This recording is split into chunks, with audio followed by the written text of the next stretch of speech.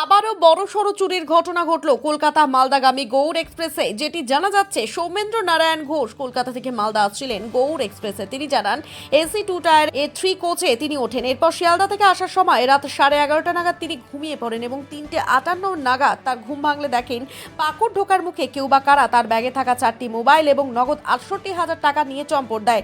এরপর তিনি পুলিশে জানান এবং মালদা টাউন স্টেশনে এসে জিআরপিতে অভিযোগ জানান। ইতিমধ্যেই তিনি রেল পুলিশের বিরুদ্ধে যাত্রীদের নিরাপত্তা নিয়ে অভিযোগ তুলেছেন। যদিও তার বক্তব্য, তার সবকিছু যাতে উদ্ধার করে দেওয়া হয়। যদিও অভিযোগ পাওয়ার পর গোটা ঘটনার তদন্ত শুরু করেছে মালদা টাউন স্টেশনের জিআরপি। আমি ঠিক 3:58 ঘুম থেকে আমি কালকে রাত্রে শিয়ালদা থেকে গৌড়ে চেপেছিলাম।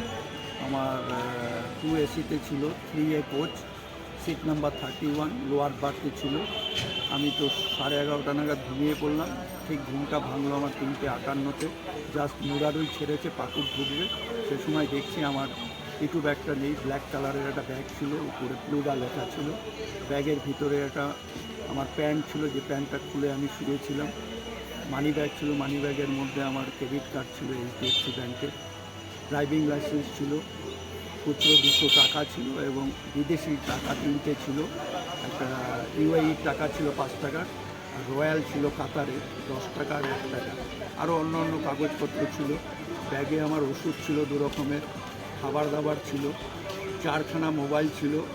তার মধ্যে 2খানা মোবাইলে আমার সিম কার্ড ছিল আর একটা ট্যাব ছিল, ট্যাবেও সিম কার্ড ছিল, একটা মোবাইলে কোনো সিম ছিল না। 2টো চার্জার ছিল। আমি রিসেন্টলি কাতার গিয়েছিলাম, কাতারে একটা AFC কাপের টুপি ব্ল্যাক কালারের কিনেছিলাম, AFC কাপ এমবস করা আছে, ওই টুপিটাও ছিল। আর 2টো খামের মধ্যে আমার টাকা ছিল, একটাতে 32,500 আর একটাতে বোধহয় 36,000 কি 37,600 টাকা ছিল। আরও খাবার দাবার ছিল আমার, একটা প্যাকেটে লাড্ডু ছিল, 3টে খেজুরের প্যাকেট ছিল,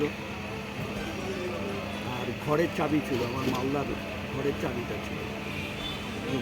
অবশ্যই আতঙ্কিত, কারণ আমি আজ গৌড় চালু হয়েছে 80 সালে, তবে থেকে যাতায়াত করছি 45 বছর ধরে। কোনোদিন আমার এরকম হয়নি, this is the first time. GRP complain করেছি, ডায়েরি নিয়েছি, রিসিভ করেছি, এফআইআর করেছি। ওরা এফআইআর নাম্বারটা দেয়নি, বলো এটা দিয়ে কাজ হবে, ওরা সাইথিয়ানা কোথায় পাঠাবে সেখান থেকে বলে। অবশ্যই গাফিলতি আছে, কেন আমি ট্রেনে যখন উঠে দেখলাম, দেখে আমি কোচ অ্যাটেন্ডেন্টকে খুঁজে পাচ্ছি না। দেখলাম সে শুয়ে আছে ভিতরে, তাকে ডাকলাম, এলো। তারপরে কিছুক্ষণ বাদে পুলিশ হয়ে এলো, পুলিশের যিনি ইনচার্জ ছিলেন উনি এলেন, কনস্টেবলরা এলেন, আমাকে জিজ্ঞাসাবাদ করলেন। এবং আমার আর একটা বড়ো ট্রলি ব্যাগ ছিল, যেটা লক অ্যান্ড কি করা ছিল, সিটের তলায় ছিল চেন দিয়ে।